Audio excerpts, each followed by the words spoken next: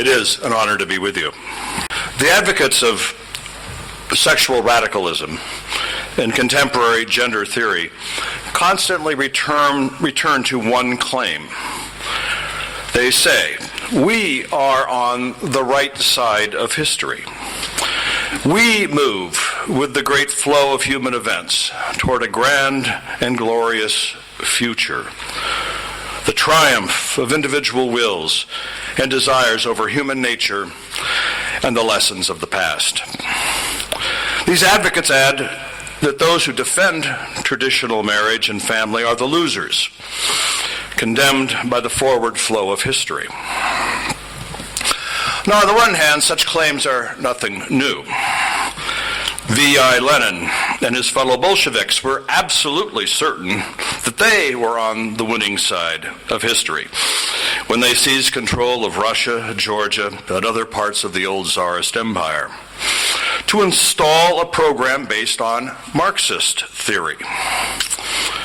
Benito Mussolini and his fellow fascists were quite certain as well that they were on the right side of history when gaining control of Italy to implement a new theory of Roman imperialism.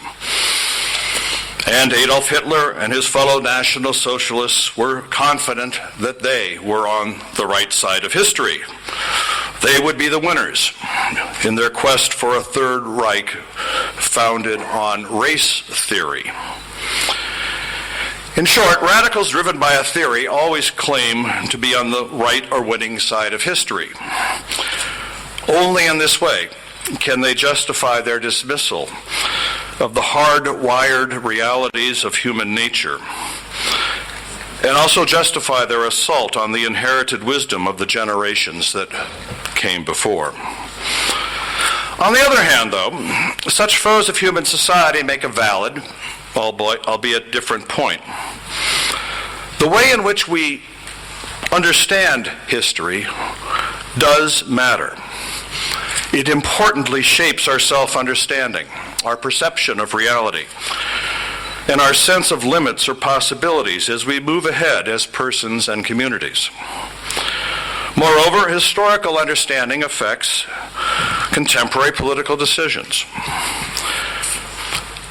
Defenders of the natural family have recently done a poor job, in my opinion, and I include myself in the condemnation here, have done a poor job of explaining the history of their societies, or more precisely, the nature and histories of their family systems.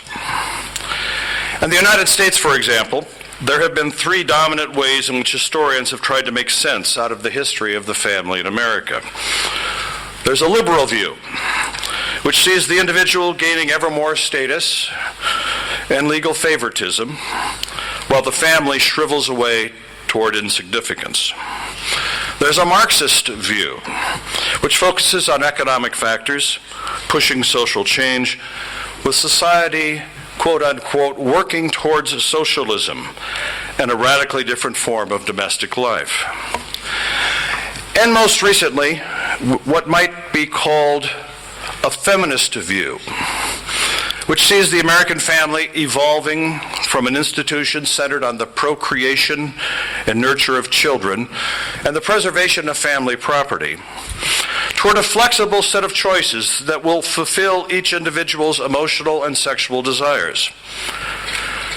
Now, this reading of history has been a favorite in recent court decisions in the United States, where judges have struck down democratically approved laws defending natural marriage and family in favor of sexual freedom and same-sex marriage. Judges, after all, also want to be on the winning side of history. Alas, there's not much to choose from among these three interpretations of the past. In my view, all are deeply flawed. All the same, a narrative that recognizes the distinctive qualities of the American family system has not appeared. However, that is a gap that I, in a modest way, have at least now tried to fill, or at least start to fill. My new book, which is called Family Cycles, Strength, Decline, and Renewal in American Domestic Life, from 1630 to 2000, presents the case for an alternate or fourth, and I believe a better and more accurate historical interpretation of the family in America. Rather than finding change over time in one direction, as the other three do, I've identified four distinct cycles in this pageant of American life. They show periods of a strengthening and periods of a weakening family system around a common single normative model.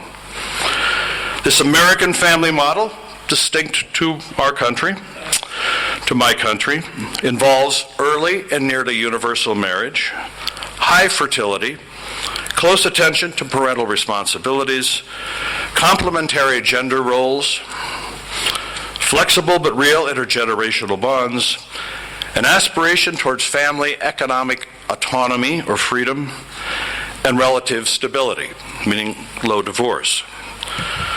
Notably, such traits have distinguished the American family system from the West European model, identified by demographic historians since about 1700, which has involved later marriage, a high proportion of the adult population never married, and significantly lower fertility. When the American traits that I described have been strong, or have been clearly dominant, I've labeled that system as strong.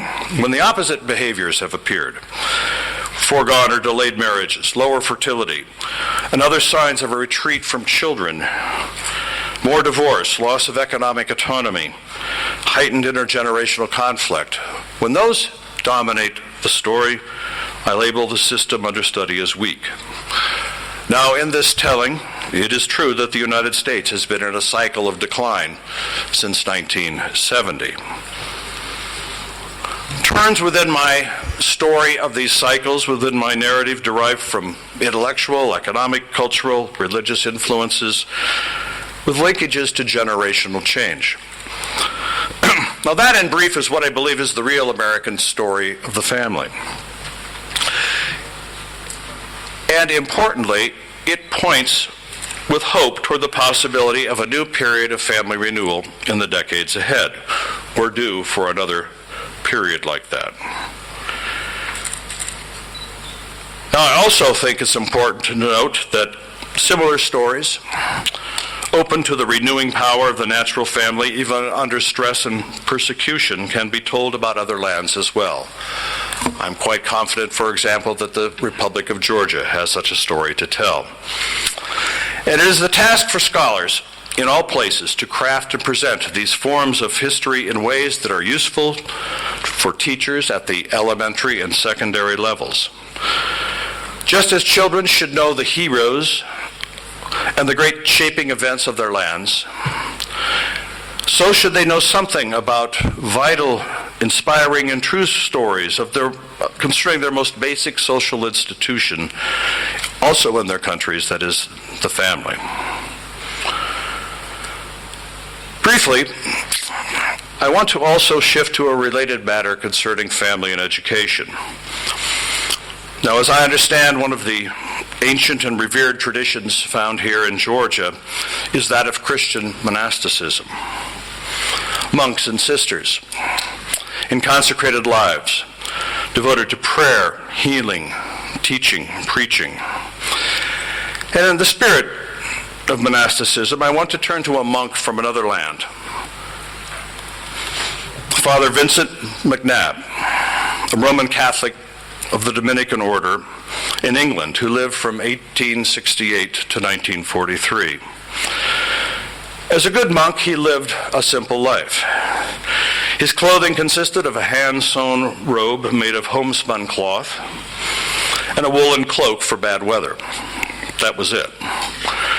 And despite the fact that he maintained a vigorous schedule of preaching and teaching across Great Britain, and that he lived well into the age of planes, trains, and automobiles, he would travel in only one way.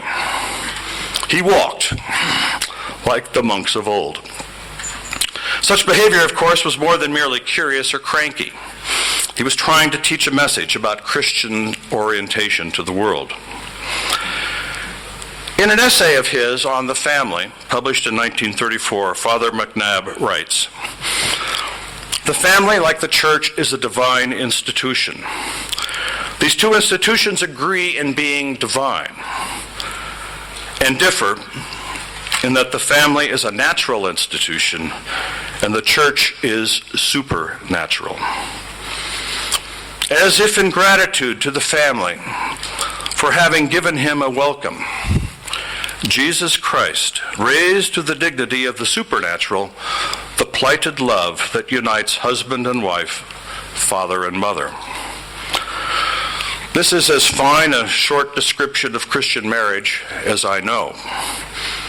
A little later he adds, even the intellectual training of the family has no equal as a preparation. The normal family of several boys and several girls gives the child's intelligence the chance of growing normally and healthily.